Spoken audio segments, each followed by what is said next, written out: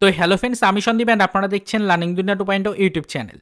তো ফ্রেন্ডস, আবারও কিন্তু আপনারা যারা আপার প্রাইমারি বা উচ্চ প্রাথমিকের শিক্ষক নিয়োগ প্রক্রিয়ার সাথে যুক্ত চাকরি প্রার্থী রয়েছেন, তো মূলত তাদের জন্য কিন্তু আজকের সপ্তাহের একদম শেষ মুহূর্তে দাঁড়িয়ে 10 তারিখের আর্জেন্ট এই ভিডিওটা কিন্তু ক্রিয়েট করতেই হচ্ছে।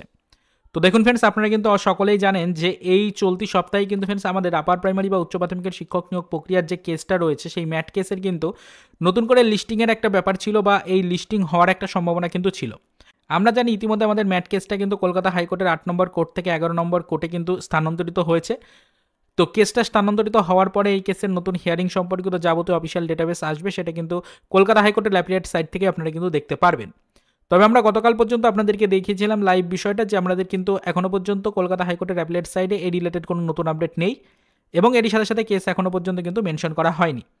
তো কেস এখনও পর্যন্ত মেনশন করা হয়নি বলে সকলের মনে একটাই প্রশ্ন থাকছে যে এই সপ্তাহ তো শেষ হয়ে গেল আজকে, তো বর্তমান আজকের দিন পর্যন্ত এই কেসের কি আপডেট রয়েছে না রয়েছে, এবং এই কেসের যে 11 নম্বর কোর্টে নতুন করে কেসটা লিস্টিং হওয়ার কথা রয়েছে বা মেনশন হওয়ার কথা রয়েছে, তো সেই বিষয় নিয়ে বর্তমানে কি আপডেট আছে সেটা সকলেই জানতে চাইছেন।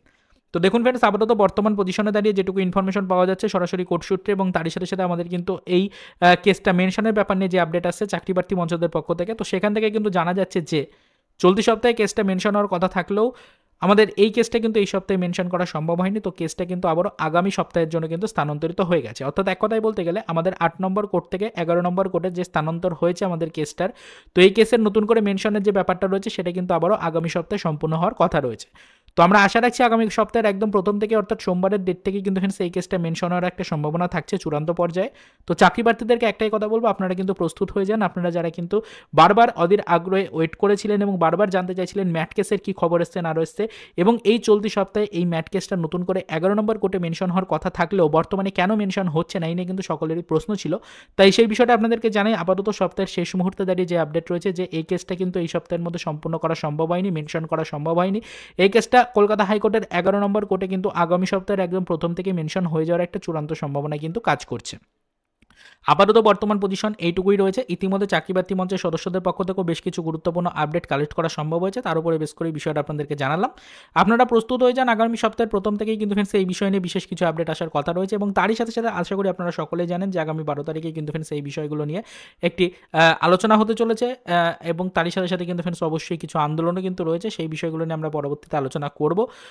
ইতিমধ্যে চাকরি প্রার্থী মঞ্চের সদস্যদের পক্ষ থেকে বেশ কিছু পোস্ট দেওয়া রয়েছে, যেখানে কিন্তু ইতিমধ্যে আন্দোলন সম্পর্কিত বেশ কিছু বার্তা দেওয়া হয়েছে। আমরা আন্দোলনের ডেটগুলো পরবর্তীতে আপনাদেরকে আরও বিস্তারিতভাবে জানাবো। আন্দোলনের ডেট নিয়ে ইতিমধ্যে কিছু ভিডিও আমরা আপলোড করেছিলাম, পরবর্তীতে কিন্তু এই বিষয় নিয়ে আরও ডিটেলসে কিছু ইনফরমেশন আপনাদের সামনে তুলে ধরার চেষ্টা করব।